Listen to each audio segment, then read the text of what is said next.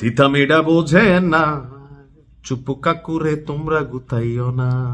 চুপ্পু কাকু একবার একটা প্রোগ্রামে তিনি আওয়ামী লীগ সরকারের সময় যখন রাষ্ট্রপতি আপনি নির্বাচিত হলেন, তো সম্ভবত সামরিক বাহিনীর বা কোন একটা বাহিনীর একটা প্রোগ্রাম ছিল, তো ঝড় আসতেছিল।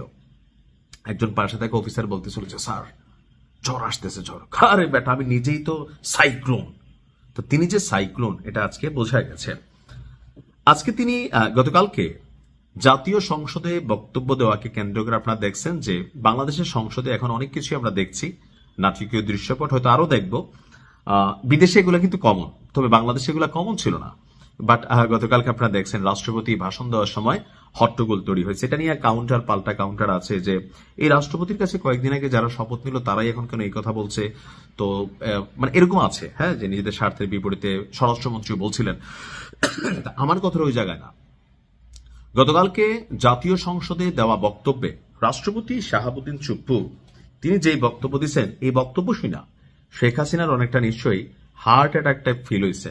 তবে কথিত আছে যে রাষ্ট্রপতি শাহাবুদ্দিন চুপ্পুকে নির্বাচিত করতে শেখ হাসিনার তুলনায় যিনি শেখ রেহানা আছেন তিনি তার চয়েস ছিলেন। ইভেন শেখ হাসিনার সাথে রাষ্ট্রপতি শাহাবুদ্দিন চুপ্পুর সম্পর্কটা তেমন ঘনিষ্ঠ ছিল না। আওয়ামী লীগের মধ্যে কয়েকটি ইস্যু ছিল, এর মধ্যে আমরা জানি না সত্য মিথ্যা, বাট মার্কেটে এই কথাটা আছে।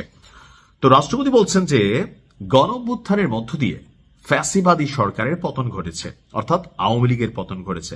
এখন আওয়ামী লীগের নেতারা শাহাবুদ্দিন চুপ্পুর কলিজা ভুনা করে কেউ খাবার কথা বলছেন, কেউ বলতেছেন ওরে চুপ্পু এরপরে তো খবর আছে, এত রং রং না, মানে নানান কারণ। কি তিনি এখন যা বলতেছেন আওয়ামী লীগ মনে করতেছে হায় রে কোন মির্জাফর রে আমরা রাষ্ট্রপতি বানাইছিলাম, কারণ উনি যে বক্তব্যগুলো দিচ্ছেন।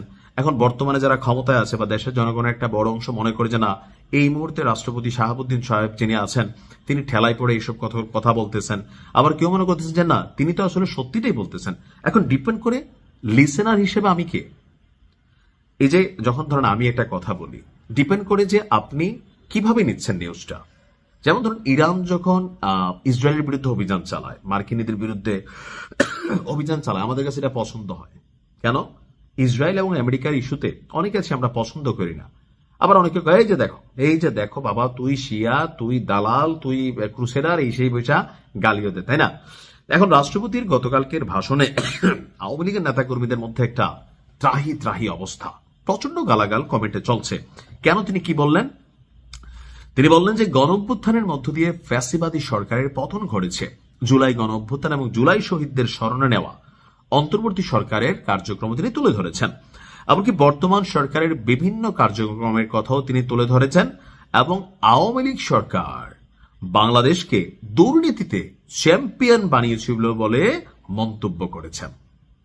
অর্থাৎ এই বক্তব্যটা নিয়ে সোশ্যাল মিডিয়াতে তোলপাড় চলতেছে। আওয়ামী লীগের নেতাকর্মীরা তারা প্রটেস্ট করতেছেন, রাষ্ট্রপতি শাহাবুদ্দিনকে মীর জাফর হিসাবে কেউ চিহ্নিত করছেন, কেউ বলছেন যে না তিনি তো হারকিউলিস। যা বলছেন ভাই, সাহস আছে লোকটার, তিনি সাইক্লোন ঝড় টর্নেডো তোলেন। কেউ বলতেছে যে হ্যাঁ না এখন নতুন সরকার আসছে, সো একটা সেফ এক্সিট দরকার, তিনি হয়তো কন্টিনিউ রাষ্ট্রপতি থাকবেন না, নতুন কেউ নিয়োগপ্রাপ্ত হবেন। তো ওই সময়টা পর্যন্ত যেন নিরাপদে তিনি আসলে প্রস্থান করতে পারেন, এরকম নানান বিষয়, অথবা আইনি কোনো ঝামেলা মামলা টামলা এগুলোতে যেন না পড়েন, ওইরকমের জন্য তিনি এরকম অবস্থান নিচ্ছেন। এটা আমি আবারও বলছি যে যার যার অবস্থান থেকে আসলে পয়েন্টটা। তো এই বক্তব্য শোনার পর 100% শেখ হাসিনা নিশ্চয়ই যদি শেখ রেহানার চয়েস হয়ে থাকে যে দেখ বই তুমি কারে নিছিলা, এরকম একটা ইস্যু তো আছে। আসলে রাষ্ট্রপতির ইস্যুটা আমার কাছেও মনে হয় যে পরিস্থিতির সাথে তিনি নিজেকে মানিয়ে নিচ্ছেন এবং কি কথা বলছেন।